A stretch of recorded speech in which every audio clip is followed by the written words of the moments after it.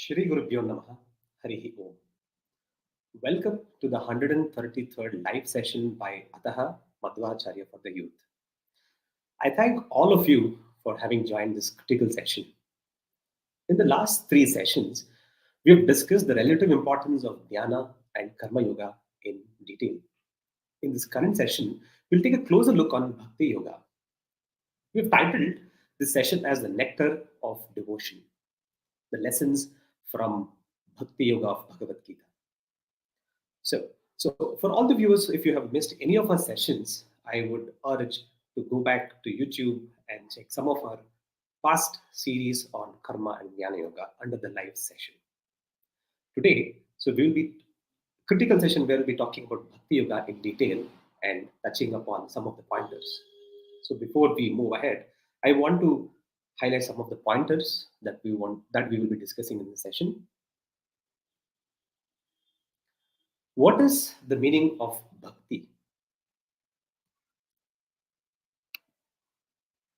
What is the meaning of bhakti? If bhakti is the ultimate thing, what is the importance of karma and jnana yoga? So we have heard about bhakti of 9 types. What does it mean? And finally, is bhakti the same between two individuals? Right. So we have all these questions when we talk about bhakti, right? So we will start, discussing more on these pointers in detail by welcoming Sunder Madakshira. So this is an interactive session. I would request all the viewers to keep your questions handy. Start typing in these questions in the comment section where we'll be trying to answer these questions in next few minutes. Right. So Sundar is the speaker of the day. Sundar is also a CEO of the company Resolve, and he also serves as a member of the National Digital Innovation Council of the PM. And interestingly, he is the student of Madhva philosophy. Right. So let's welcome Sunder Madakshira today for this important and critical session on Bhakti, Karma, and Jnana Yoga. So we'll be focusing more on Bhakti session. So let's welcome Sundar to this session.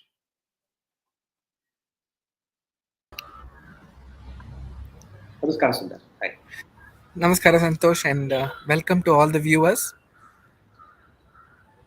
Thank you, Sundar. Sundar, I always had these questions while we were brainstorming this workshop. We've focused on karma and jnana in depth, and always this one question always comes up: what is the true meaning of bhakti? Right. So we've been hearing in temple like that you have to do a lot of bhakti, like to attain something, or you have to shraddha bhakti. We keep doing it in the sankalpas as well, right? So what does this word bhakti actually mean? Yeah. So, first of all, thanks, Santosh, for having me on this session. Today, I think, not very surprisingly, for the session on Bhakti, we have the maximum attendance. Our back team, which is working on the analytics, tells us this is one of the best attended sessions that is there on topics across various channels, YouTube and LinkedIn, Twitter, and Instagram, and others. So I'm not surprised because I think when we started discussing the topic of the Bhagavad Gita, obviously we've heard about the Karma Yoga, Jnana Yoga, and then now we're talking about Bhakti Yoga. So clearly there is a relative importance of these three topics, which we will see in detail. But before we get into that, before we get into those questions about what is bhakti and what are its forms and so on, I think if you could bring up the slides, it'll give us a kind of a perspective about what bhakti is. The popular notion that we have about bhakti, whenever we think about it in our minds, that it's an emotion. It's full of emotions, and because it is full of emotions, it is something which is connected to our heart. We really can't ask questions. This is not a tangible thing, it's very intangible.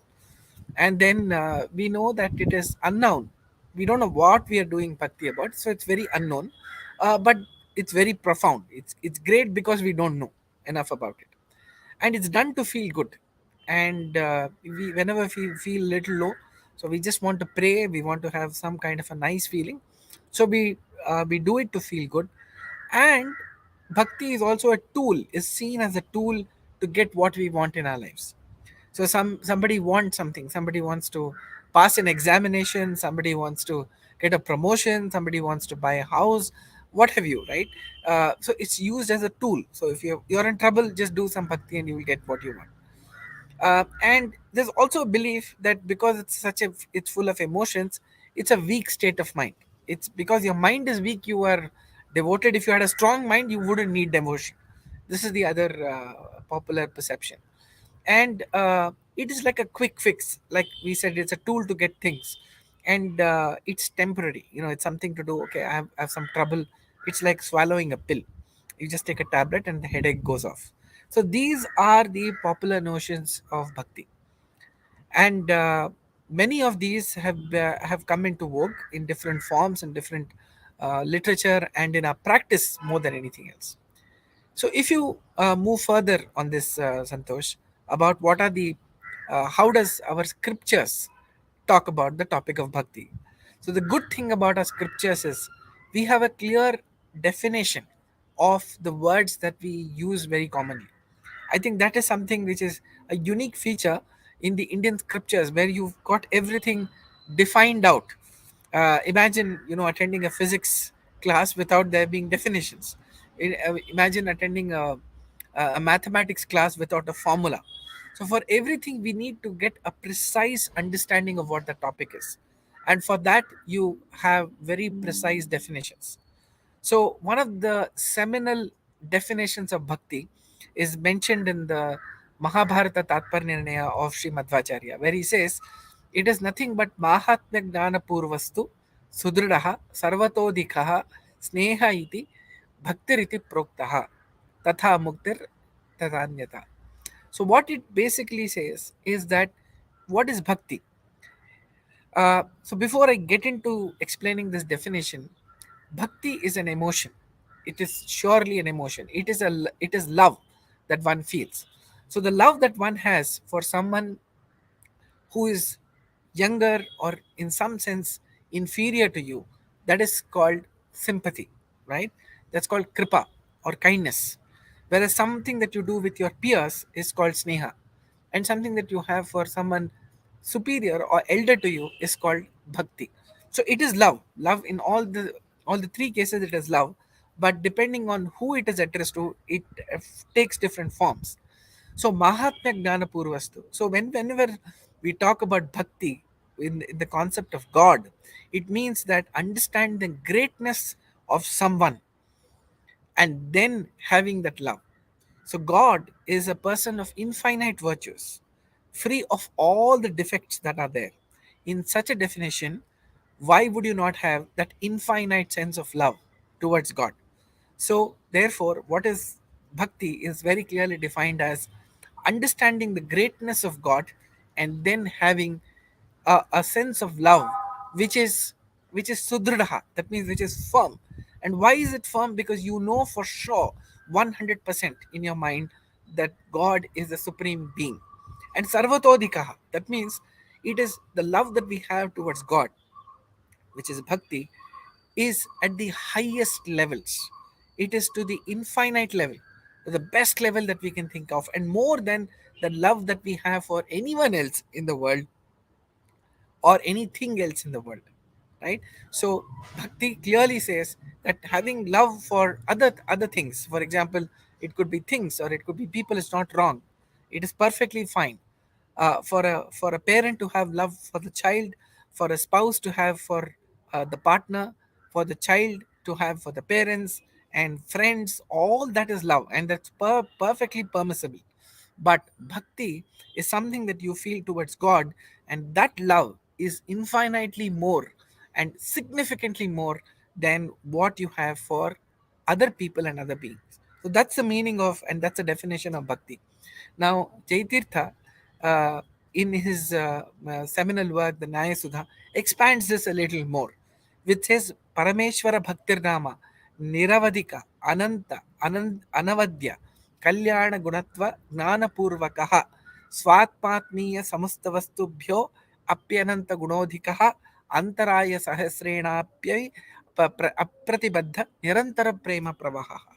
So here what he says, the Parameshwara, the Lord, Vishnu that is there, he the love towards him has to be something which is niravadika. That means it's uninterrupted. Ananta, meaning infinite. Anavadya, something which never ends. Kalyana Gunatva, that means thinking about God as someone who has got infinite auspicious qualities or great qualities. And there's a very key word here, Santosh, which I'd like everyone to focus on, which is Gnana Purvakaha. That means you have to understand the greatness of God and then have this love. So, a love which does not have an understanding of who that person is is blind devotion. So it's not even devotion, it's just some blind love that you have towards God. So atmatmiya samasta vastubhyo, that means there are so many other things, so many other entities, but this love towards God is infinitely more than you have for anybody else. And it is something nirantara prema pravaha. Pravaha means it's like a flow, it's like a gushing river which comes out, and that's a feeling of love that you have for God, right? And the Sri Harivaisuti beautifully defines uh, what we really expect from and request Lord Vayu to give us about God Himself, which says, Matar me matarishwan atuloguro bhratarishtabdabandho swamin sarvantaratman ajara jaraitar janna mrityamayana. So we've described Madhvacharya or Shivayu in the first line, but what do we ask from him is Govinde Dehi Bhakti. That means please give me the devotion towards Govinda or Sri Hari. Bhavatija Bhagavan Urjitam Nirnimittam. Something that the love which is there, which is Nirnimittam. That means I am not expecting anything. I should not do bhakti to expect anything. Bhakti itself is a gift, itself is a fruit, itself is the end point for me. So please give me that devotion which is nirnimitam, nirvyajam, nishchalam. That means it does not change with time. Any love or any feeling that we have, emotion that we have, is bound to go through ups and downs. It changes in its forms.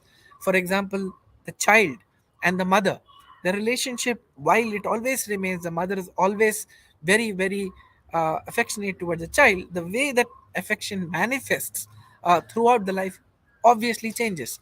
When the child is just born, the mother looks after the child in a certain way, but as the child grows up, the mother supports the child in different ways, in supports the child, giving it different kinds of things. So that changes, but with God we say that let that never change, let it be something that is absolutely firm. So this is the meaning of bhakti. It is understanding the greatness of God and having that uh, that infinite love towards it, and that's bhakti. Right.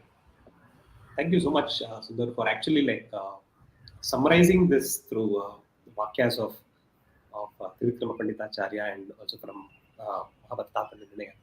I think while you were actually narrating this entire shloka, so I was thinking like knowingly or unknowingly, we do have this the way we look at jnanis or profound achievers, right?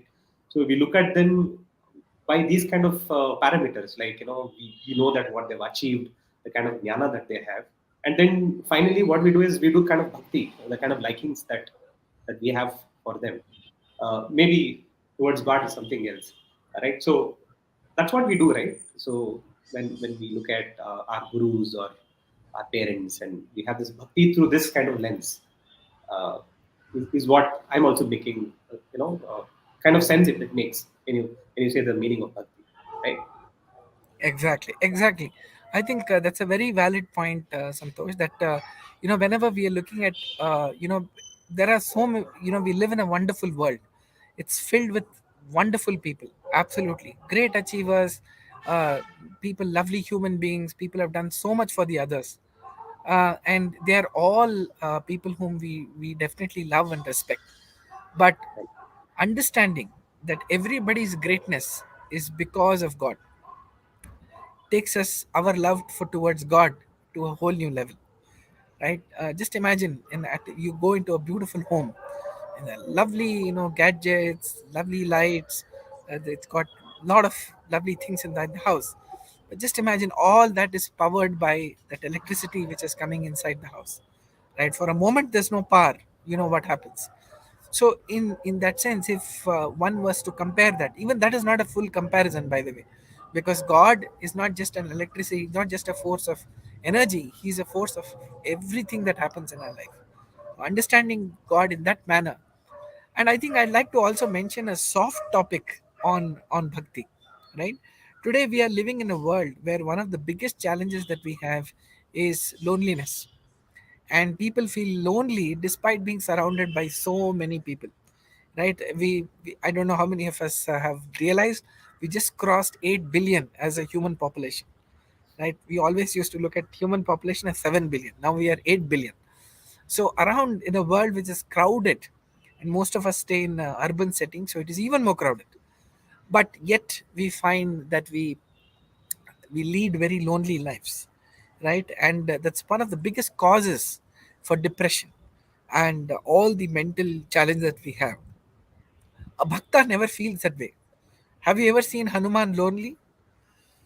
He's never lonely, right? Have you ever seen a picture, even a picture of Prahalada, lonely? Never, right? Because if you see why is Hanuman not lonely, is that he's always has Lord Rama and Sita with him, right? It's there's never a picture of Hanuman without without Rama and Sita along with him, right? So it is that love and that kind of a, if one has that kind of a love towards someone who is always with us, we don't have to worry whether that person is available or not. There are moments we have many good friends, but you try to call them, they're busy, right? So they can't help you. Second, you may know some people who are very influential who can probably solve your problem, but that is there are everybody has their limitations, right? Somebody is not well, even the best doctors give up at some point in time saying sorry, we can't help, right? So whatever you do, imagine an entity, right? A person who's always so close to you, who is omniscient, omnipresent. That means he's there all around us, so we don't have to go searching for him. Nobody, you don't need a mobile number to call God. All of us think, no, if we have a mobile number, why don't we just call God, right? So that mobile number is nothing but taking his own name. How many friends do we have whose name we take and they're right there, right? And Bhagavata has got all these stories about God appearing in front of us, in front of the devotees, in all kinds of forms, right? He helped an elephant, he helped the crocodile also, right? He helped Draupadi, giving her robes, right? He helped Arjuna by teaching him, and so on and so forth. So God is there all around us. So even if we are able to think about him in times of distress as our first point of contact, I think that itself will fill us that we were never alone. Nothing can stop us from connecting with God because He's within us. We don't have to look outside as well. So even if somebody is blind, somebody is deaf, no problem. God is within us. He is there in every cell of ours, right? So just thought I'll make that point in a world which is dealing with huge relationship issues. It's dealing with situations when people are feeling very lonely and they have no one to share, right? And here is a friend with whom you don't have to share anything because he knows from inside, and he is never judgmental, right? It's a big issue.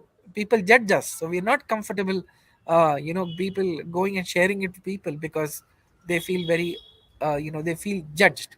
But God is not going to judge us because we are what we are because of his grace. Yeah.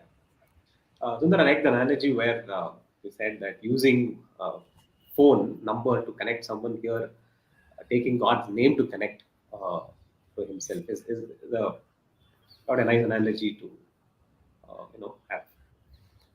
Yeah, cool.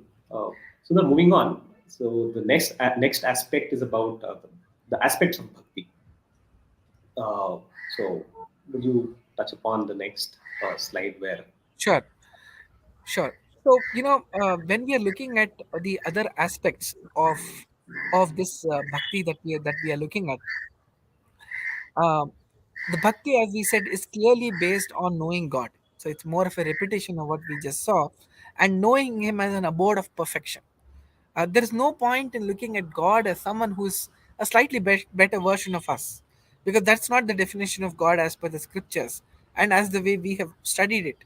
So God is not someone who is, slightly more powerful, but He has His own defects. He also makes mistake. No, God never makes mistake. He is perfect. When we say Hari Sarvottama, that means God is perfect in every way and free of defects. It's the rarest of the rare combination that we can think of, and it's an uninterrupted flow of divine love. This love is not something which one feels into any other human being. It's divine love, love which is as pure as it can get, and it comes with unshakable conviction, and it does not waver at any point in time, right? So for us to give some kind of an analogy about how this bhakti is, let us say, you know uh, you have listened to a lovely song, right? No, wherever you go, you that song keeps playing in your mind, right? uh, Web series, many of us do this binge watching. 8 hours, 9 hours, 10 hours people watch the same serial, right? And they're almost possessed by that web series, right? Now, I'm just giving an analogy just to make a point, which is to say that when you are in that state of bhakti, it is something which keeps coming to you in infinite forms, right? It never takes you, God never goes out of your mind. Now, one may question, is it possible to have that kind of undivided attention towards something? The answer is clearly yes.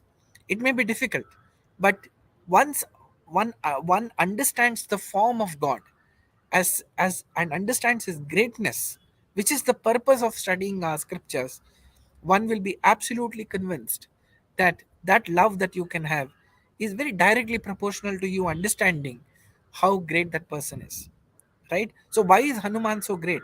Why is Goddess Lakshmi's devotion so high? That is because they understand God better than the others, right? And so on, and we'll touch upon the topic. So these are the aspects of our mind. God is something which is top of mind for us, irrespective of what we are doing. So we all say that, see, all this is very great on a Sunday afternoon. It's great to hear all these things, but what about when my week starts? We're all busy. We're all distracted. We got so many things to do. How do you remember God, right? And that is the true test of bhakti, right? No matter how busy the mother is, does she forget how to feed her child? Never, right? Similarly, do you ever forget to call your friend, your best friend, at the agreed interval? No. Even if you do it, you feel bad about it, right? So there is that affection which we have towards everybody, but someone who has given us everything, how can we not love that person?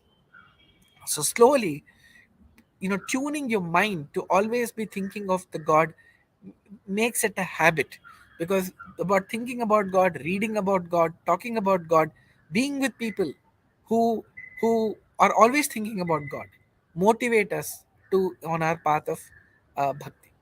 That's the those are the aspects of bhakti that we should definitely know. Right. Uh, so then, like, I had this question while you're talking about the bhakti. Like, do we have an unlimited source for entertainment, and we have our work to do? Uh, let's say someone is like uh, is really successful in a lot of things, his money and all that. Why should someone do bhakti, like in the first point? Because he has so many other things to involve himself, and he has all the benefits and the kind of luxuries in his life. Is that Yeah. very important? So it is. See, it is something like this. So your question basically is that if one has everything, why does he need devotion, right? Or why does one need to have bhakti? The fact is that is what differentiates great devotees and others, right? If you look at all the characters who appear in Mahabharata, Ramayana, or Bhagavata, they're all very very illustrious people, right? So, for example, look at Goddess Lakshmi.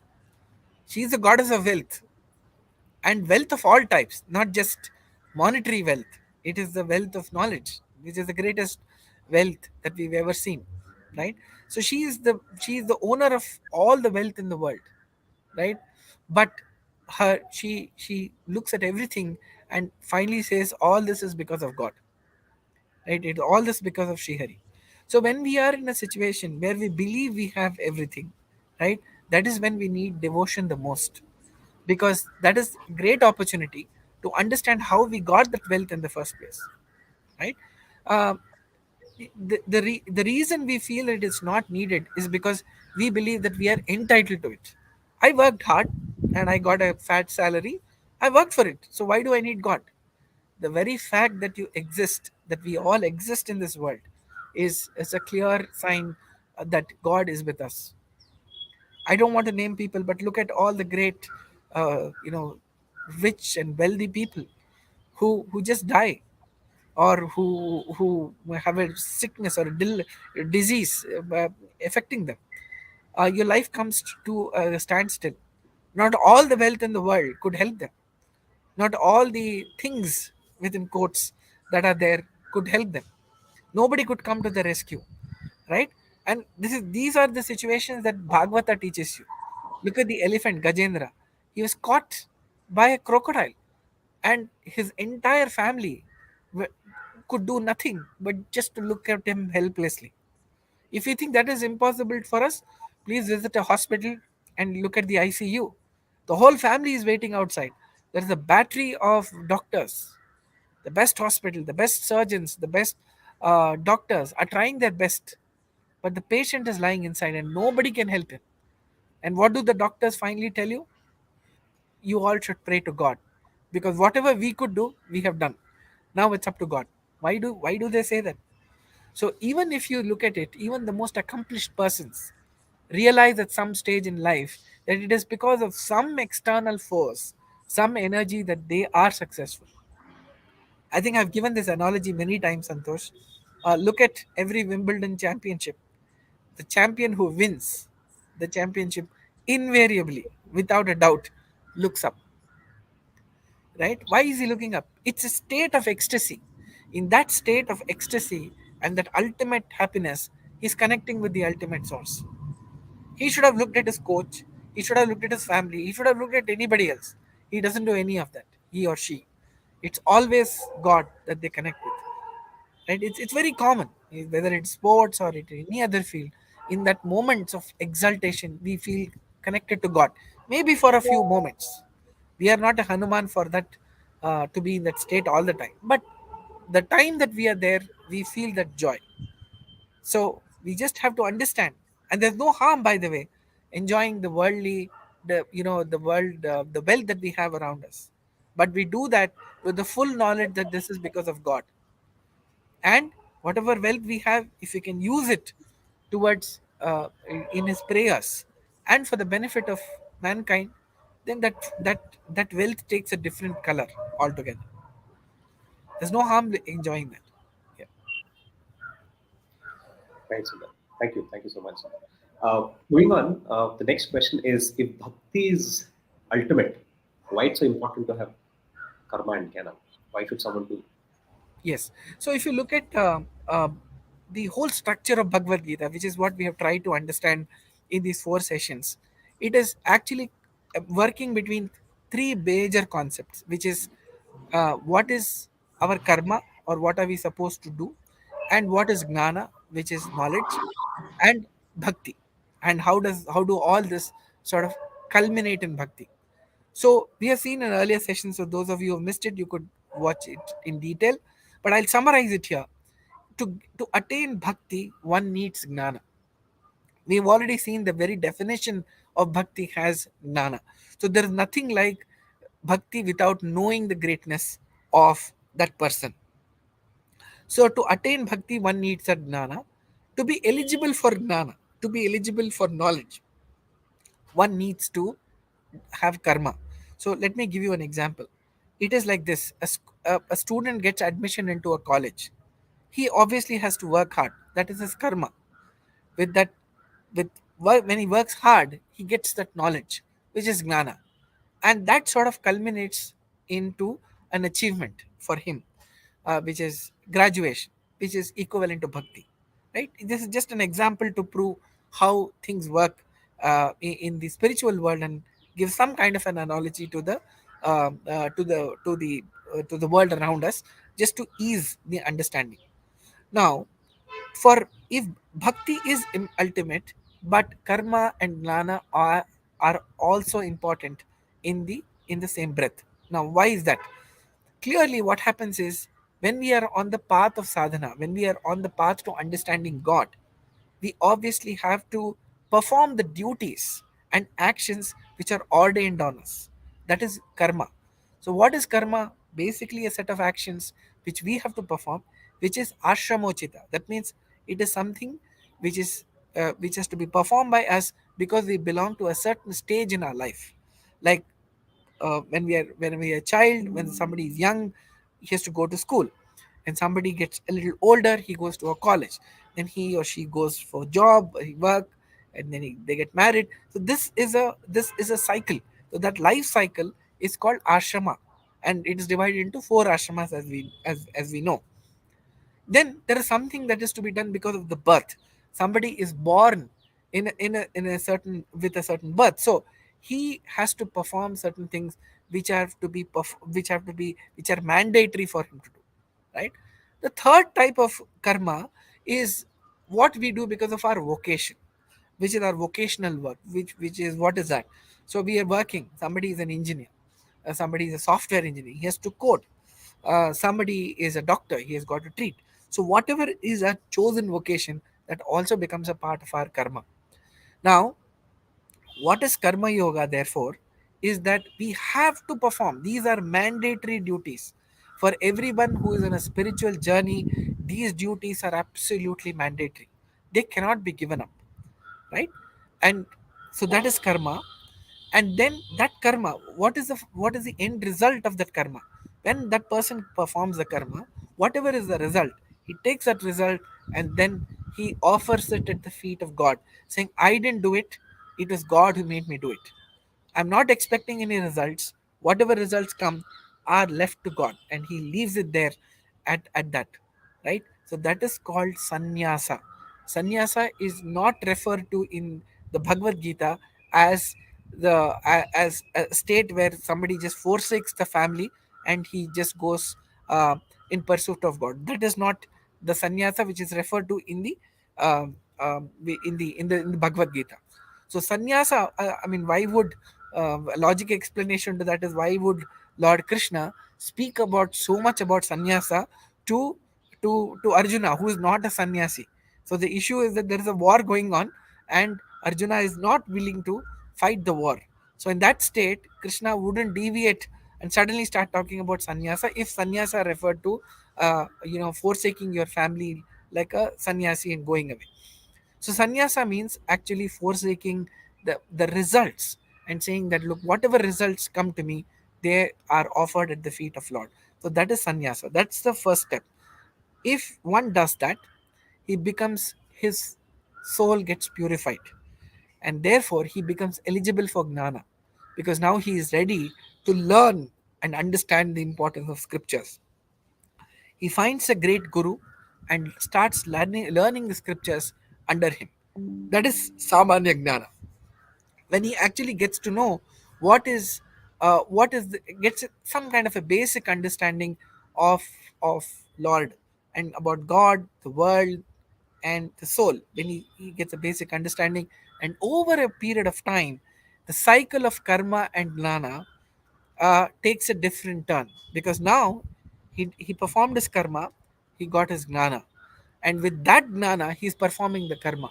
So everything slowly starts becoming like a prayer, because now the set of actions that he's performing are not meant to be just mechanically doing something. So I have one question which obviously comes in our mind when we think about the Bhagavad Gita is, when Arjuna refused to fight, what should Krishna have done? He should have just, told Arjuna that, look, I will tell you why you should fight this war. Right? And he should have probably explained what we call as Karma Yoga and stopped it there. Why did he talk about bhakti? Why did he talk about the concept of jnana? Uh, in fact, Krishna opens himself up to a lot more questions because he introduces the concept of Jnana and Bhakti. Instead, he could have just taken the easier route of just telling him why he should have fought the war. Now, it's very clear Lord Krishna did not mean to tell this only to Arjuna. He meant it as a Sanatana Shastra for the entire mankind. So Bhagavad Gita is not meant for for Arjuna alone, but for every human being at all points in time. And there is no topic, and I'm still amazed how many ever times one may read it, as to how encyclopedic it is in the spiritual world. Probably one of the smallest texts with the most profound meaning in the world. So when he does that, he why does he explain the concept of bhakti is clear, because he wants Arjuna to fight the war, not as a fait accompli, not as something, oh my God, I have to do this, but as a service to God, right? So all of us, today is a great day, Sunday, but tomorrow is going to be Monday. And Monday, it's winter, early morning, we all struggle to wake up. So, oh my God, I have to go to the office. Oh my God, I have to do this work, which is very natural. We are all human beings. But do we feel like that when we have to wake up to watch our favorite cricket match? Do we feel like that if you have to go and go for a team, for a picnic? We don't feel like that, or whatever we like. Let's say somebody likes running. You ask a person, why do you wake up at 5 o'clock and run?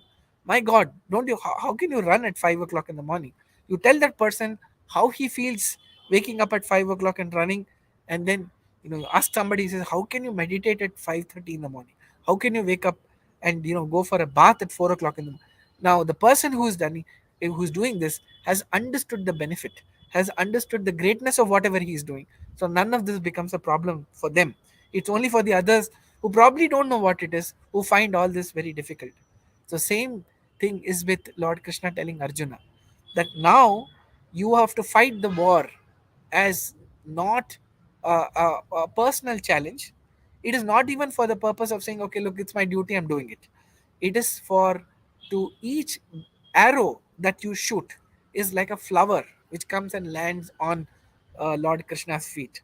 So Arjuna is not only prepared to fight the war, but he's fighting the war with a very, very different perspective. So if you want that, if you feel that you want to really understand the Bhagavad Gita, what is the end result of somebody who's really understood Bhagavad Gita? The answer is very clear. It is that he wakes up every day morning cheerful, wanting to give his best to whatever he does, because he knows he's doing it as a service to God. Right. I think you summarized the entire Bhagavad Gita in couple two lines. Sundar. I think like most of us, like while we're talking about the daily chores, how difficult it becomes. I think probably like if we start reminding ourselves with this one line saying that we are doing seva to God, I think all our daily activities and chores becomes much more easier. It doesn't look more complicated, right? But like moving on, we keep hearing about these forms of bhakti, right? So we have Navamida Bhakti, and could you touch on the forms of bhakti? Sure. So clearly, I think this, the different forms, the Navavida Bhakti, are expressed in different ways in different places. But I think the Bhagavata, expresses it very well. The seventh chapter, Saptama Adhyaya, has the story of Lord Narsimha's incarnation, which of course, as we say that the concept of Lord Narsimha and Prahlada are so intertwined that the concept of bhakti comes out very well. So, and there is one beautiful shloka which actually defines what is the Navavida Bhakti, or the nine different types of Bhakti. So here he says, Shavanam, Kirtanam, Vishnoho, Smaranam, Padasevanam, Archanam, Vandanam, Dasyam, Sakhyam, Atmanivedanam. So anything that we do as a service to Lord Vishnu is Bhakti. So here, Shravanam, meaning understanding or it's not just listening, it is assimilating, it's absorbing. So Shravanam means listening, that means getting knowledge from everywhere. So even if somebody is reading, it is also Shravanam. If somebody is listening to someone else, that is also that is also Shavanam, right? So Shavanam, Kirtanam, that means praying to God. Somebody is sitting here and praying to God by reciting shlokas and understanding His greatness. That is Kirtanam. Smaranam, that means he's always thinking about God, contemplating on God, not just remembering God, just, oh my God, oh yeah, God exists. No, it is thinking about God, it's remembering God as the supreme being. Pada Sevanam, that means doing everything in service of God, which is of course the pujas that we do. Somebody takes a naivedya, offers it to God. That is also Pada Sevanam, and serving all, not just the God, but all the people who are dear to Him. So which are all the demigods as well as our gurus. So that is also, finally it all goes and to Lord Vishnu himself. So that is Pada Sevanam. Archanam, that means praying to God again. Vandanam, bending one's head, understanding that somebody is greater than you, is Vandanam. And Dasyam, that means in service of God. That means complete surrender in that sense. Dasyam is to be taken in the positive sense, not just a servant in the negative sense, but you are servants of God. You're prepared to do anything and everything at the service of God. Sakhyam, which leads to a very unique relationship, like which is described in Mahabharata between Lord Krishna and Arjuna.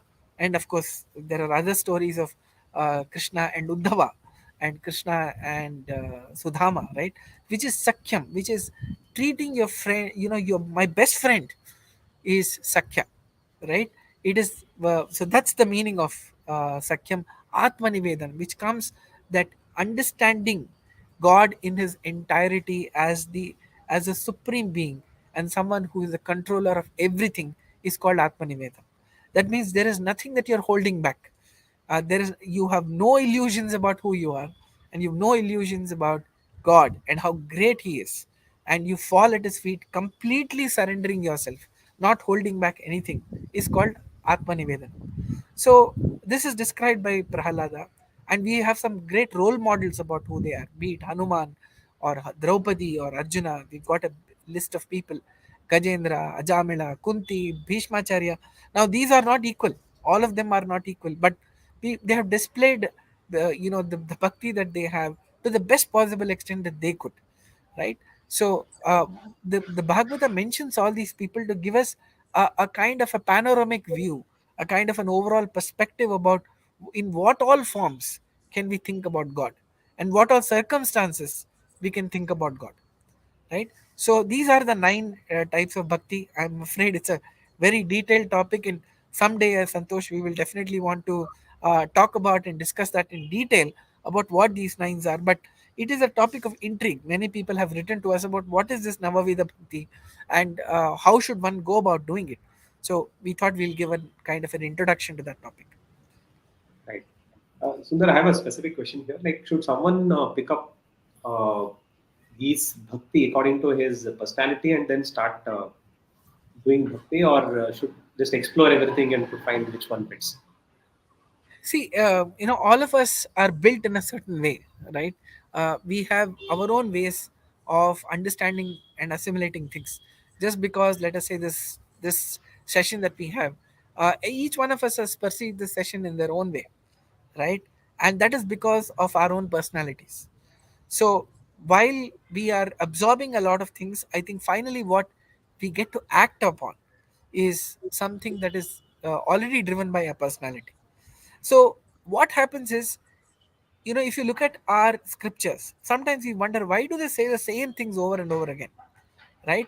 The idea is that when you absorb and take in knowledge from all angles, something will definitely stick, right? The concept of bhakti is very central to our life, not only this life, for every life that was there before us and after us. We are actually discussing probably the most important thing, because after bhakti is one becomes entitled to salvation or moksha, right? Nothing else gets them moksha, only the state of bhakti gets them one step away from moksha, which is finally an approval by God, saying yes, this person is eligible for that salvation. So forget salvation as it's a very large concept. We may not be, everybody may not be eligible, but even when if one is on the path of attaining that salvation, he gets to experience happiness and ecstasy which he has never experienced before, right? Because this happiness is of a different type. It's a spiritual happiness. Let us say, every other form of happiness that we have experienced so far, Santosh, unfortunately, is temporary. It has got very limited impact. You love a cricket match, it is over. Earlier you had to wait for 50 overs, now it's only 20 overs. Earlier you had to watch a movie for 3 hours, now you watch a web series for 30 minutes. You're reading a book, you've read the book once, you've read it twice. How many books can you keep on reading over and over again? Whatever you have in this world, right, has got a limitation. It is very important for us to understand this.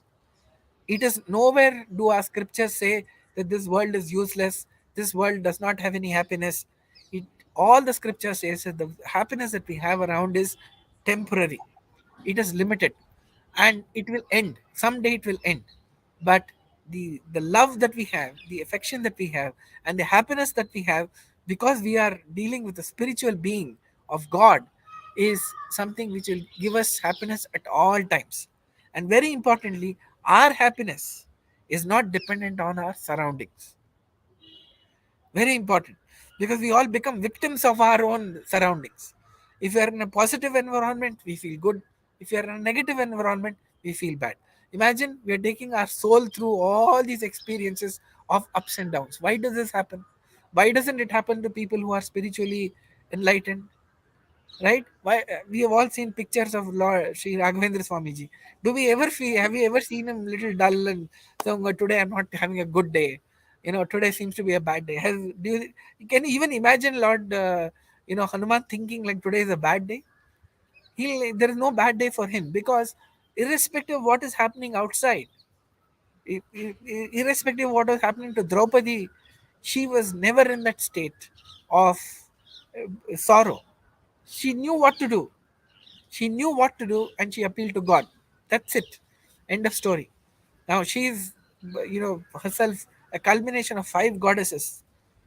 Nobody could have touched her. She could have finished the war just by thinking about finishing the war. She did not do any of that. Lord Goddess Sita could have finished the war even before it began. Right? They didn't do it because they wanted things to pan out in a certain way. So for such people, and each one of us is entitled to that happiness by being spiritually oriented. Yes, that's why the famous Devarnama says, "Bandiddalla barali Govindana daya vandirali." That means we will have, let whatever comes. Doesn't come. It's okay. But if it comes, I'm not going to refuse it. But whatever comes, let the grace of God be on me. Sukhavagali, balu dukhavagali, sakhani nagiru panduranga. It is said that let anything happen, but my best friend should always be with me, right? That's all. So we always feel that, oh my God, suddenly the power is gone. No problem, the electrician is right here. Immediately, oh my God, great. There's somebody, we're driving a car, who the car starts to stutter. Immediately, for a moment, just imagine climbing a hill on a car, and something like this happens on the ghat section. Your heart actually virtually stops for a moment. Why? Because you don't know what's happening. But immediately someone say, don't worry, I'm a mechanic. Oh my God, okay, great. Right? So for every, imagine somebody who is there to solve all our problems real time. Where is the question of us not, where is the question of us not feeling confident in our life, not feeling courageous in our life? So that's what builds, that when we talked about the topic of virakti or vairagya, many people have this. That, oh my God, just leave everything and go to a forest and meditate. That's vairagya. No, understanding that spiritual wealth is much, much, much higher than all the worldly wealth is called vairagya, right? So Santosh, it's very common, right? Somebody is working for a company, he's getting some salary, he gets a higher salary, he says, I'm going there, and people say, why are you going there? They know, I'm getting a higher salary. Oh, okay, so that's fine. So imagine the spiritual wealth that we are going to get is infinitely more capable of giving us happiness. So we will live in this world, we will not go anywhere. We are not running away from our responsibilities. We are not running away from this world. This world is a great place. That's what our scripture says. It's a great place to do sadhana, right? Why look for God in some forest when we've got God all around us? The God is there in these flowers, they're there in the leaves.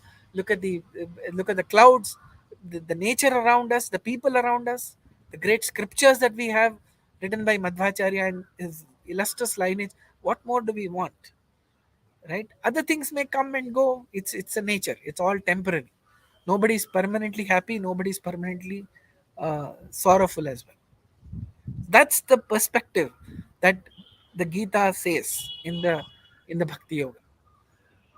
Trying to be balanced and always Absolutely. contemplating and remember uh, God during all the times. I think that those are pointers which would always uh, keep taking on the life journey. Right. Moving on, so that like when it comes to bhakti, karma, and jnana yoga, like we always think of which is better, like which path may take. I've also heard that it also depends on the personality. Like if someone who is very intelligent, for him the jnana would be a better path. Someone who is hardworking and maybe like him to take a karma, and then someone who is heartful and maybe experiencing too much of love, for him it could be bhakti. That's what I've been hearing on YouTube. I've been watching few videos on that as well. Which one would you say, or is it the right way to look at, or is there? I mean, we have been Yeah. discussing on this as well. So they all. So if you look at Bhakti Yoga, Karma Yoga, and Jnana Yoga, they are always sometimes people mistake them to be parallel paths, which don't. You can take any of the things. Like if you ask somebody how do you go from here to Hyderabad, they will tell you different routes. I'd say you can choose whichever one you want. But this is not like that. It's a very linear path. One cannot get bhakti without having jnana. How can you have that state of love towards someone whom you don't know? Suppose I ask you, do you love? And I just stop there. And say, he's a who, So, right? Very important. Whenever we talk about the concept, oh, I love gardening, let us say, forget about somebody, some individual. So if I say, do you love in your spare time? Do you love? And I stop. He said, please complete the sentence because our love is very, very clearly aligned to what we love. So if it is about bhakti, it has to have its genesis in Gnana. And Gnana, if you want to know something, how do you learn something in a college or a school? You have practical classes and you got theory classes. So to be able to do that, our karma, whatever we are required to karma, keeps the cycle of life on, the Jagat Chakra as they call it. So if you have to keep it right, you have to keep going, we all have to perform our duty, right? It is mandatory. One cannot be given, one cannot forego his basic duties, right? So last time we had shown only regarding karma and jnana. Now we're talking about bhakti, karma, and jnana. All three have to go hand in hand. There is no concept of bhakti without jnana. There is no concept of jnana without karma. All these are mandatory. We have to perform them, right? So you talked about emotions and karma, right? So let us say it is mandatory. All of us agree it is mandatory to pay income tax. Correct? Anyone who doesn't believe it's mandatory? No, I'm sure everybody knows it is mandatory to pay income tax. Okay. So when you're paying income tax, let us say somebody has to pay 10 lakhs as income tax every year. He says, okay, let me do one thing. Let me not pay income tax, but I'm a very nice person. So what I'll do is I'll pay 15 lakhs and give it to the Prime Minister's Relief Fund for some flood relief or something, right? The Prime Minister's appeal, there was floods in Bihar. So let me, contribute to that. The moment he says that, what is going to happen? Two things will happen. One is that he's going to get a receipt from the Prime Minister's Relief Fund saying that thank you, you've made a great contribution towards the fund. He will also get an income tax notice because paying the income tax is mandatory. We cannot run away from that. But other things are optional. So whatever is our karma, we have to perform. If there's a parent, he has to take care of the child. If there's a child, he has to take care of the parents. There is no running away from that, and it has to be performed because Gita says it in many ways.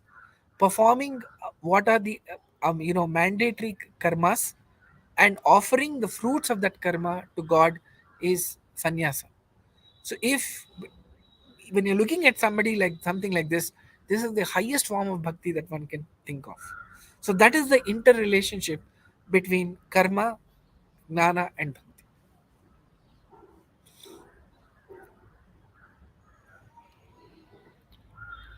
Right, Sundar. I think I also hear about like this personality trait. How do we reconcile? Is that important, or like as you told, Ashramochita and our depending on the situation, we basically take up what is sensible and do those karmas and take up jnana and bhakti. Yeah, see, That's how. absolutely one should do, because one when one goes with one's personality, it's obviously going to give more success, because let us say somebody is inclined in a certain way, he can pick up those things. For example, there are people who take up the studies of the shastras in a very technical and analytical way, because that's how they're born. So they tend to read those texts more. Similarly, somebody likes that to be presented in the form of the Puranas or in a storytelling format. That can be something that people can learn. There are some people who are very comfortable with languages. Some people love Kannada, some people may like to read it in English, somebody may like to read it directly in Sanskrit, and so on.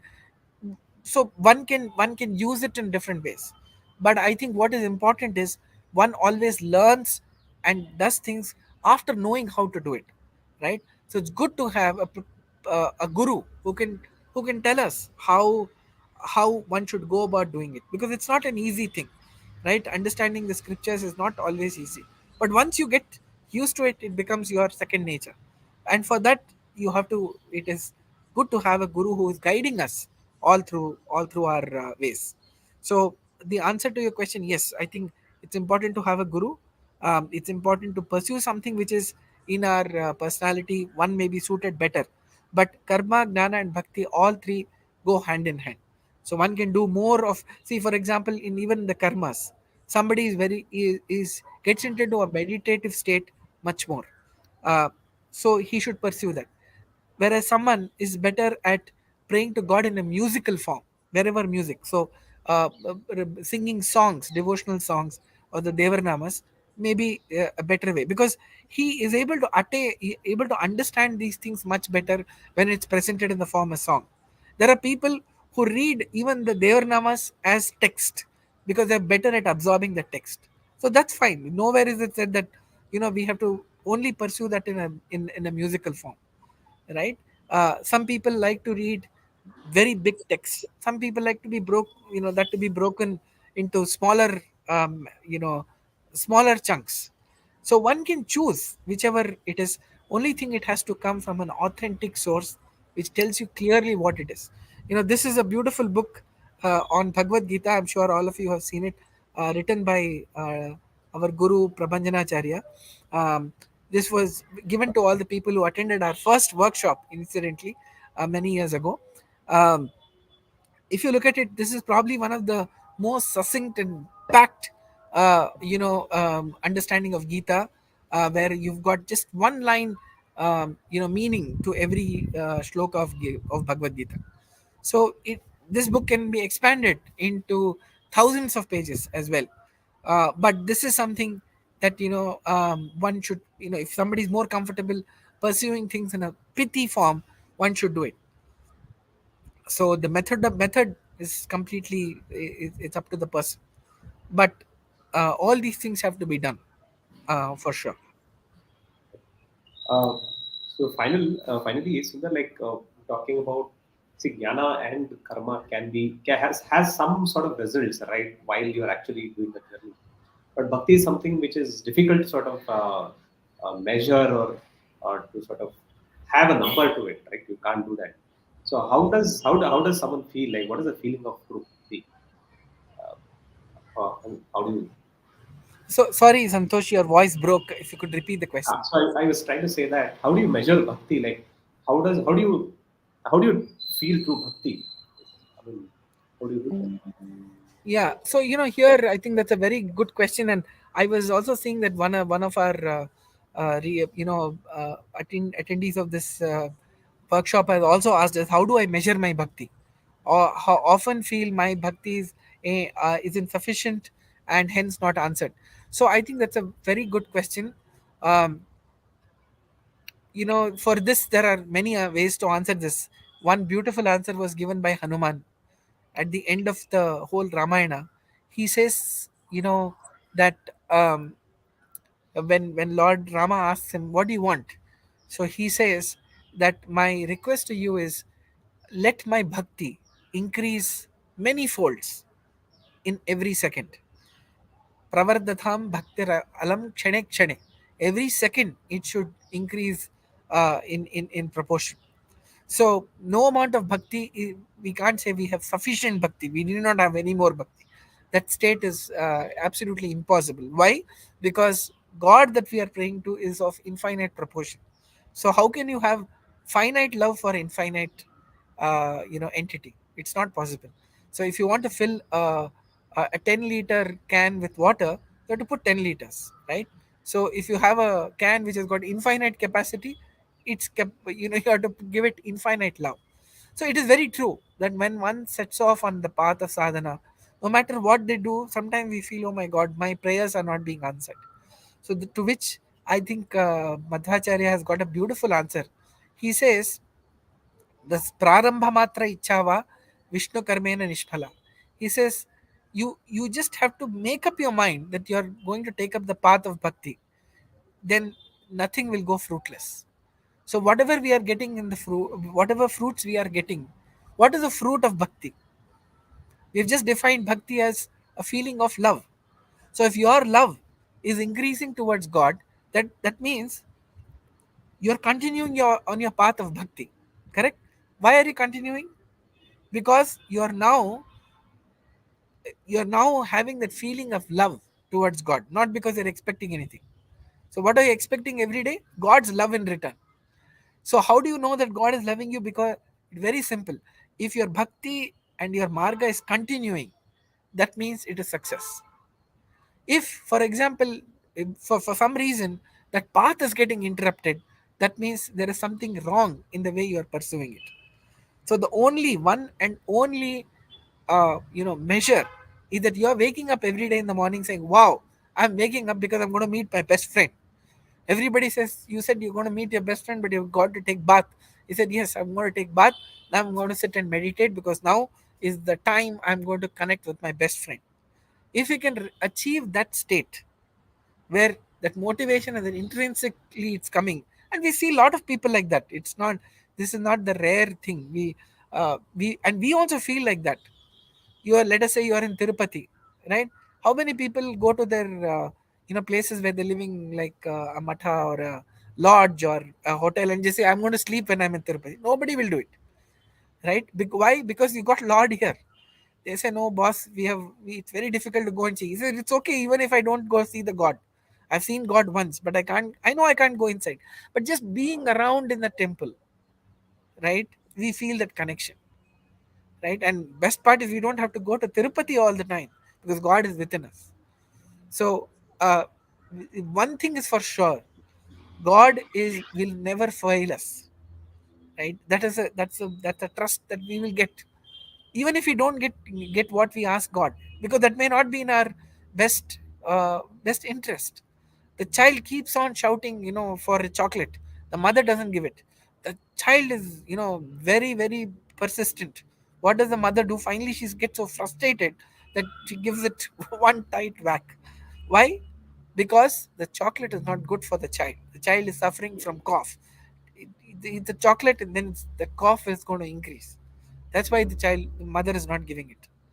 Right? Look at the other thing. Sometimes we feel sorrow, right? The parents. Do you think it's a funny thing for the parents to take the child to get a vaccination?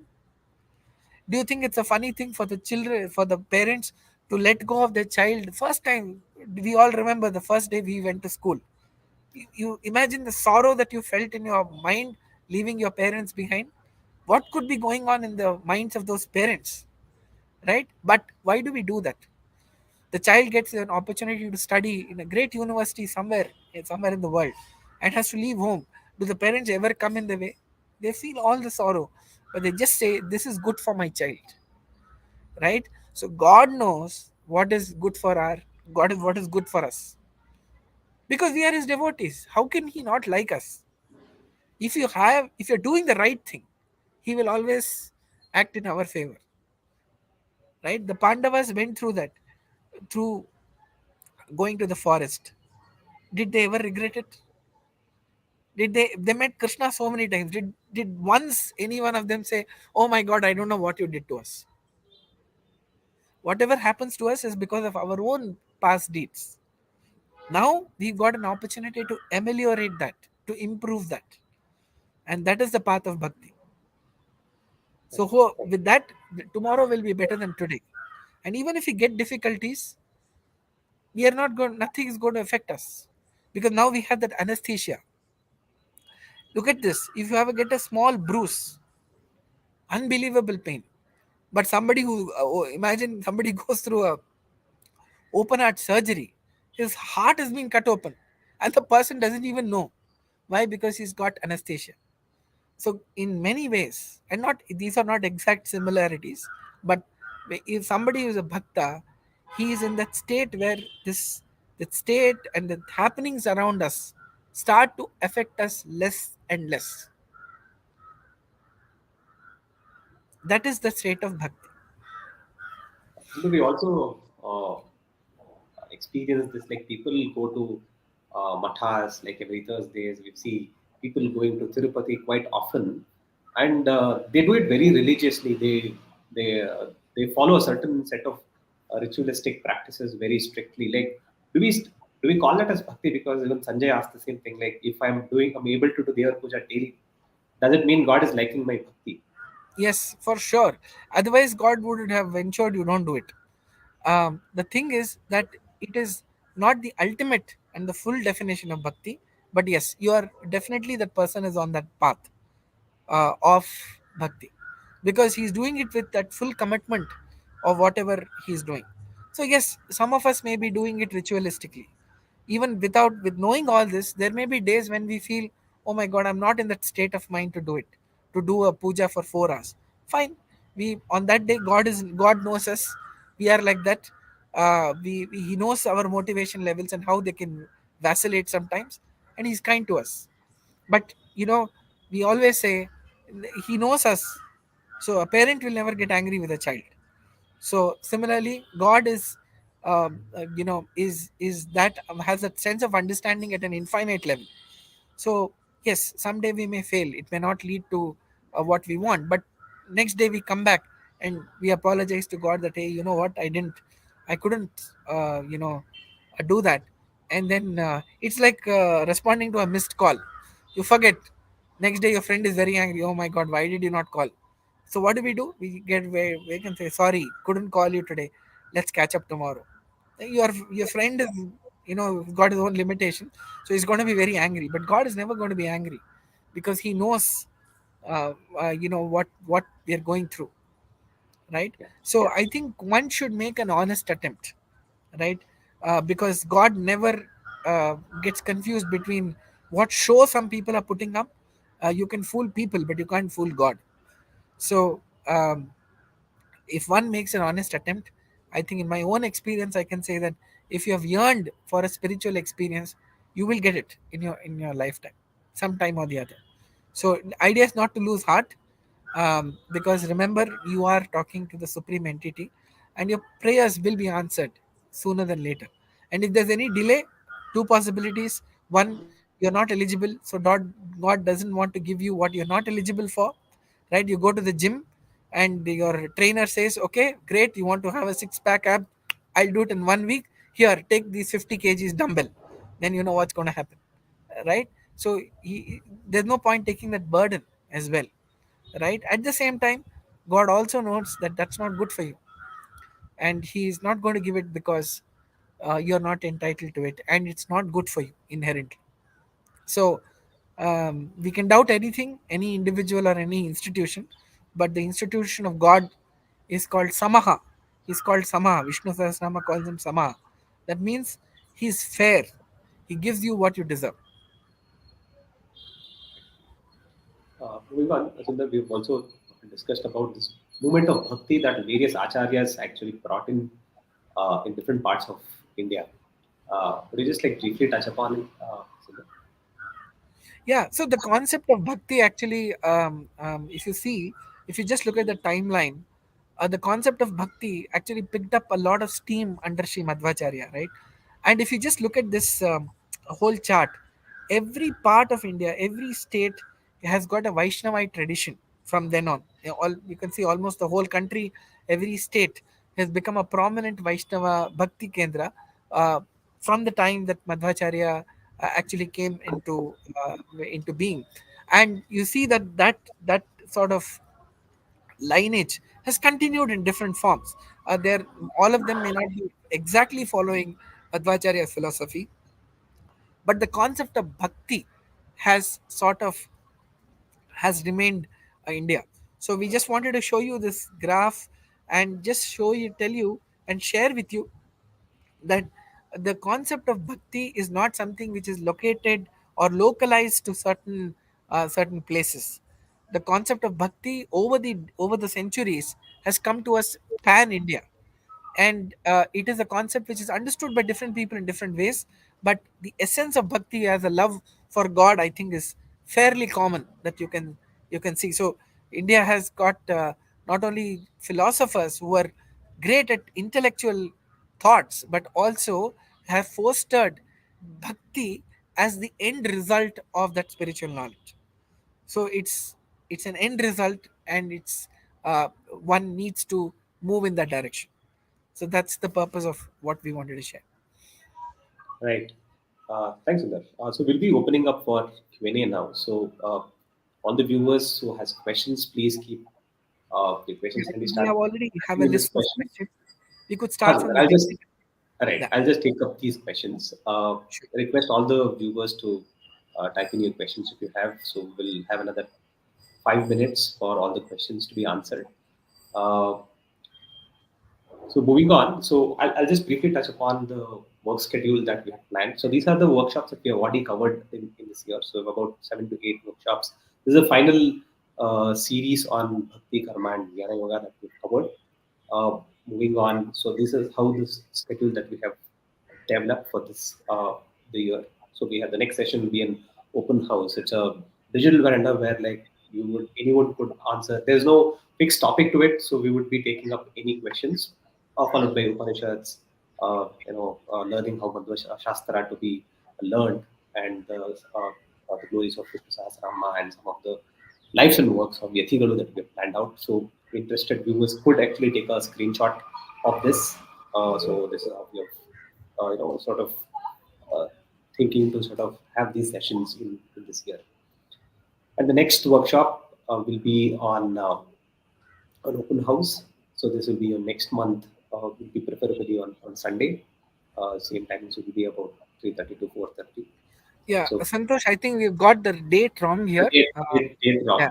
so it should be So December. this will be on December 18th, if I'm not wrong. That will Yes. be on a Sunday. Should be same time between 3:30 to 4:30. So I would we would send you specific emails, social media channels you could follow where we'll be putting up this post on this particular topic. So I request all the viewers to block your calendar for this an interesting sessions where we would be taking. There's no fixed agenda on that. Like it's an open house, you can ask any question to us regarding Madhya Shastra, and we would be happy to answer that. Right. Coming back to the key questions. So that there's one question from Anakha. She says, "To love someone is to be content with that he has blessed our life. Sometimes we are also angry and sad with God when He doesn't give us what we want. Is it wrong to wish for things or have ambitious ambitions in life? Should we be content with whatever we have now? What is the fine line between greed and desire?" Yeah. And So how, I think how yeah, go ahead. yeah. Go So ahead. if you could just bring up that question, Santosh. I'll just probably like to answer it one by one. The Yeah, so in this order, because I just want to see the question. So you Sure. says, let's start with, to love someone is to connect with, to be content with what he has blessed us with life. Sometimes we are angry and sad with God because we don't get what we want. Yeah, so I think the difference between any other person and God is that God knows what is good for us, and he's going to be fair, as which I just mentioned. So one is bound, he could be angry. You have every right to be angry with your best friend, right? Because he will forgive us even if you're angry. But that moment of feeling that we didn't get what we deserved or we want is a natural thing. But quickly, I think we should correct our course and say that no, if I've not got it, that means God is not giving it on purpose, because either I don't deserve it, or it is not good for me. So I think, so that's the first answer to the first question.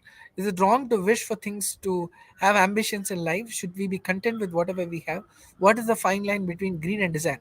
Absolutely, one has to be super ambitious, I would say, because we have to attain moksha, which is salvation, which is a goal very far away from us, right? And we are on that journey.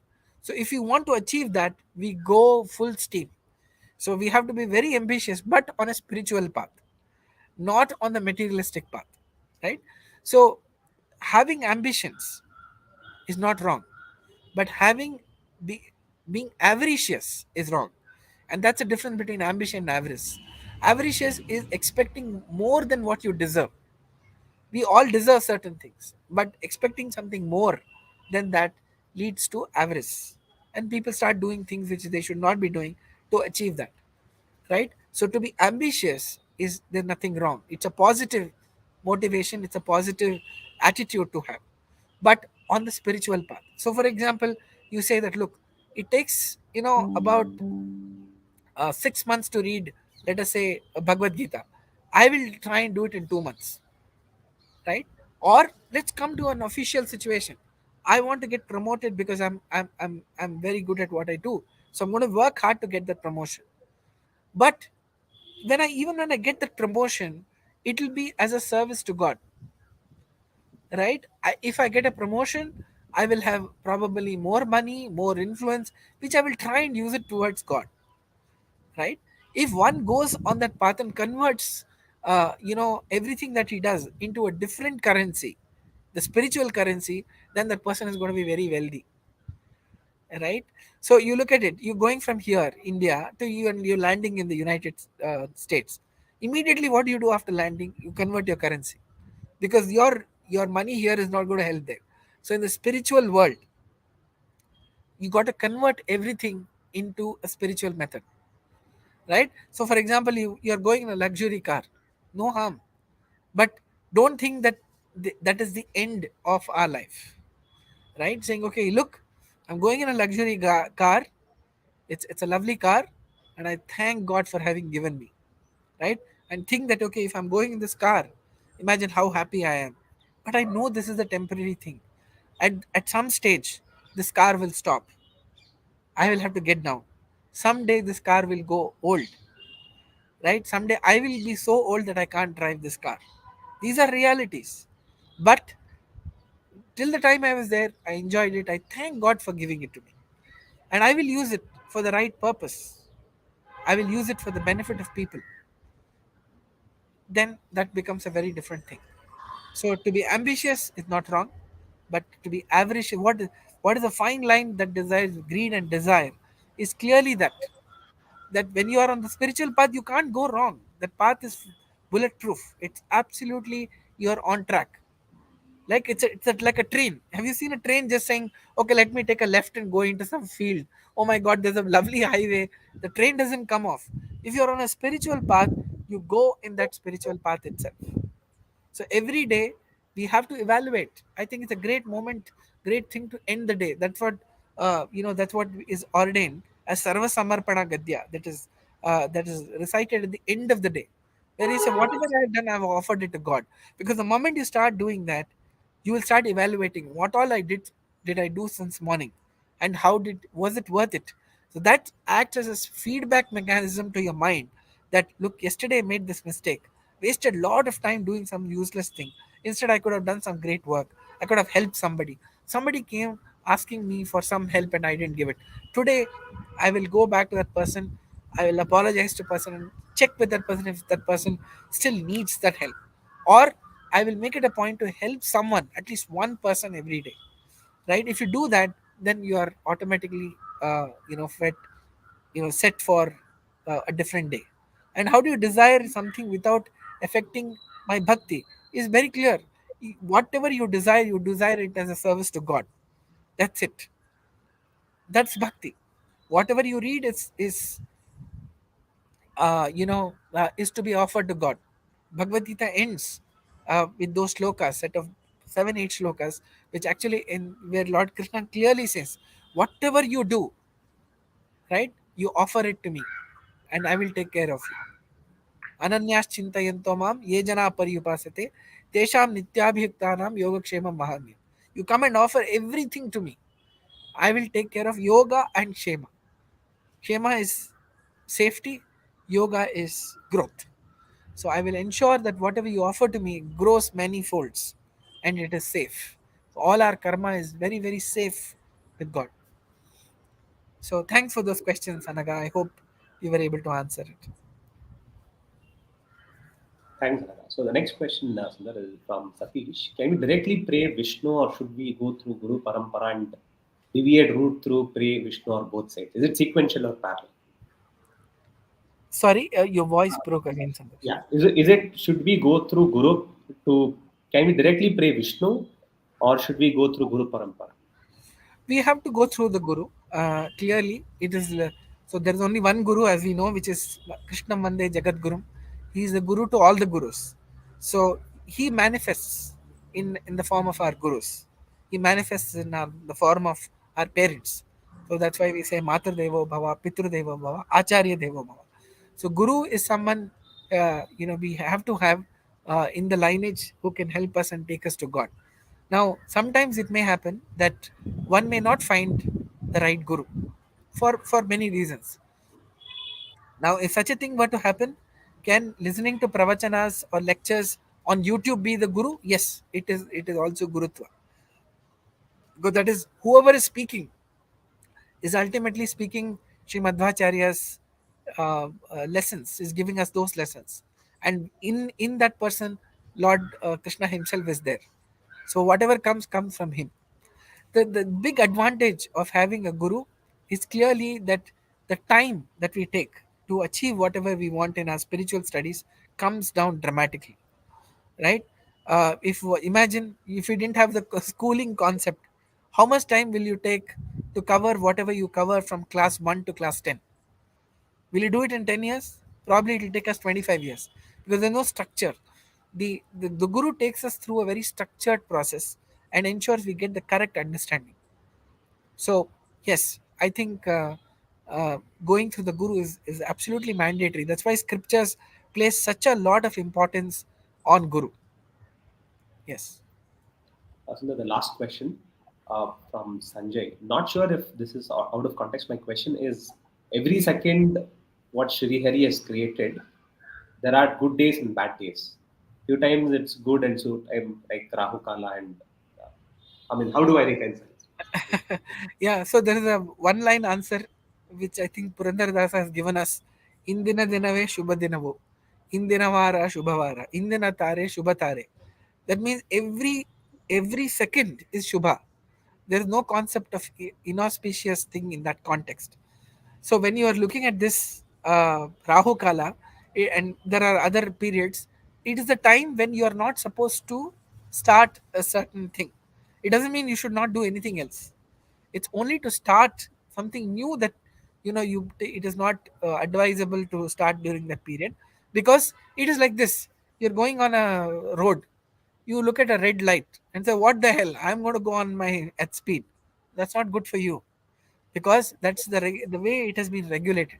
So the time inherently is not wrong. It's not good. It's not the right time for us to start, right? So irrespective of all these things, what is important is what our shastra talk about is intent. Intent is very important, right? If your intent is right, everything automatically becomes right. Look at what Ravana did when his son Indrajit was supposed to be born. He had actually instructed all the nine planets to be in certain positions so that he becomes indestructible. But we all know what happened, right? So clearly, it's a sign that, treat every moment as an auspicious time to pursue God, right? If you look at our shastras, the shastras don't mandate a time for two things. You can do it at any point during the day. One is remembering God, which is what we call as Harinama Smarane, chanting His name, remembering Him, no bar, because that you can do even when all your senses are down. Even a person in coma, if he has got that consciousness, is actually could be thinking of chanting God. It happened in one of our workshops during the COVID time. There was one person who was listening to the workshop that we did on Vishnu Sahasranama from the hospital. And he said, I was so weak, I could not even listen to the workshop. I could not even chant Vishnu Sahasranama, which I know so well. So all that I did, requested the nurse, is to just put and play the Vishnu Sahasranama. And from then on, my recovery has improved, right? So that is one. Second thing that our shastras don't mandate is time for spiritual studies. You can study at 1 a.m. in the morning. You can study at whatever time. There is no mandate for studying the shastras. So just goes to show how important it is in our lives. It should never go out of our radar. These two things. Imagine there should be a timing to breathe. Will we all live if there is a timing to breathe? Right? It's so inherent, so central. One can say, look, there may be time when you should not eat. Yeah, we can all remain for a few hours without eating. Today is Ekadashi, so we can remain the whole day without eating and drinking anything. But imagine that being said about breathing. All our body functions, they keep happening, whatever could be the case. So therefore, I think it's very important to recognize that the times that are mandated, certain things cannot be should not be done. Like Amavasya is not considered auspicious to start certain things. That means one nothing else should stop. There is a misconception that one should not do anything on that time. That's wrong. Only when somebody wants to start a certain thing, some auspicious times are suggested. I think maybe like he's saying bad for him. Uh, Yes, like that time is doesn't augur well for certain activities. So one can say, why can't I exercise at 10 p.m. in the night? Per se, there's nothing wrong, but that's not the time your body is ready for an exercise. There's a time for everything, so it's regulated with that. or maybe the bad time that he's going through, bad phase that he's going through. How does Yes, he like? exactly, exactly. Okay. Another question from Chitu. There are many philosophers in Sanatana Dharma. Can How can one know which is the ultimate truth? Because the truth can't be, and every philosophers claim their philosophy to be the right and ultimate. So it is very clear. I mean, one should evaluate for oneself. uh, it is That's what Madhvacharya clearly says, that hear everything out, you don't have to listen to everything, right? So one should absorb to the best of one's ability all types of philosophies and say which one does it resonates best with you. In fact, the Bhagavad Gita itself says that. So you should keep an open mind. What is mandatory to study shastras is an open mind, because shastras are full of questions. One question leading to an answer, that answer leading to another question. It's not a debate, it's a series of clarificatory questions. So one form, if it appeals to you more than the others, that's a philosophy you should pursue. But what is important is, it has to it has to be something that you perceive directly, and not because someone else is saying it. Yes, we are all born in a certain community, we are all born with a certain exposure to what we have, but one should make an attempt to study. So if you read the Madhva philosophy, for example, it actually treats all other forms of philosophy and debates on their pros and cons very openly. and you get a chance to study about every philosophy, and then you can choose, right? So the it's like this: the white light from the sun falls equally on all the trees, but certain trees give, yield a coconut, some tree will yield a mango. You can't say that, you can't blame it on the sunlight, right? It is the nature of a mango tree to yield a mango. So therefore, I think what appeals to us, what form of philosophy appeals to us, we have to analyze and then pick up whatever we like. It's an open world. Yeah. Next question from Gurraj. Is it okay to chant Devaranama while traveling and doing some exercise like walking and jogging? See, ideally, it is recommended that one person is in a seated position, typically on the floor, because that is the mandated position. It's you. One will get the best results. One can also keep his mind quite stable and contemplate on that, because singing is one part of it, but the other thing is on actually contemplating and internalizing the Devarnamas.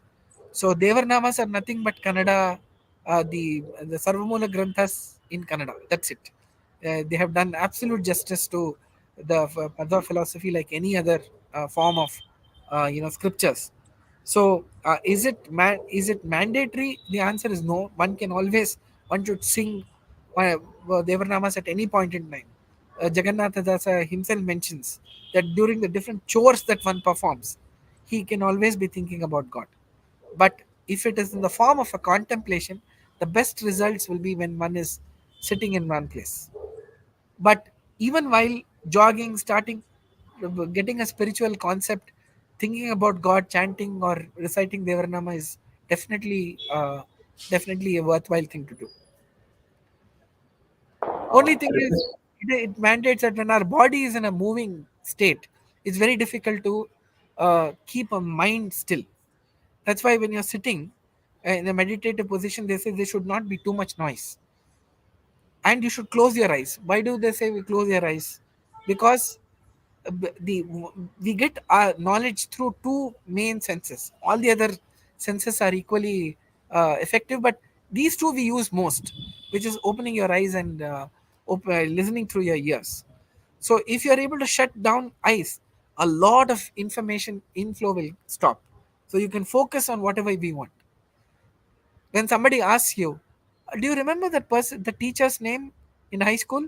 If you are not able to remember, what do you do? What is his name? I forgot. Why do you close your eyes? Because you want to focus all your energy on finding an answer. So closing an eye is a way of cutting off all other forms so that you can focus on what you do.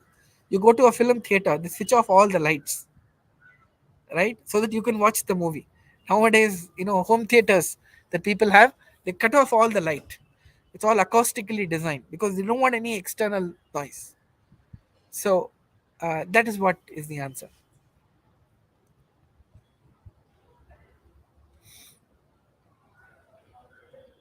Santosh, I think you're on mute. Yeah. Okay.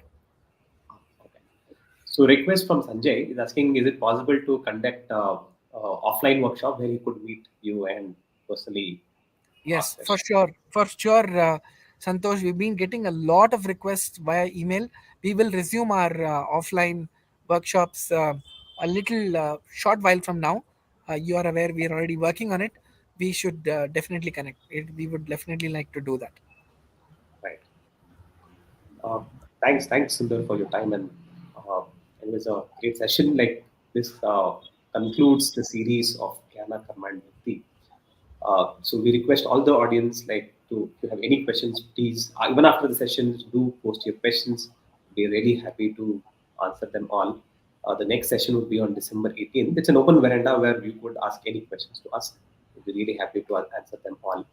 Uh, and thank you so much for attending this session. Any final thoughts? Yeah, two very quick answers to the questions that are there. Sanjay also asked, can we have the book in English? Yes, it is available in English. It is called Gita Madhu. It's written by Dr. Vyasankara Prabhanjanacharya, same person our guru who has written this book.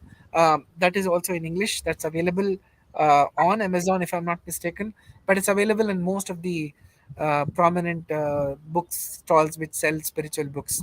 So that's the answer. And some people wanted the PPT and the PDF. Most happy to do that. We're going to be coming up with our website very shortly, where we'll be uploading all these presentations. But in the meantime, if you would like to that, please do write to us on the email IDs that are mentioned, and we'll be happy to share that with them. All the PPTs, for sure. Thanks, Sundar. Thanks for your time, and thanks to all the viewers for attending the session. Like we've crossed like more than an hour.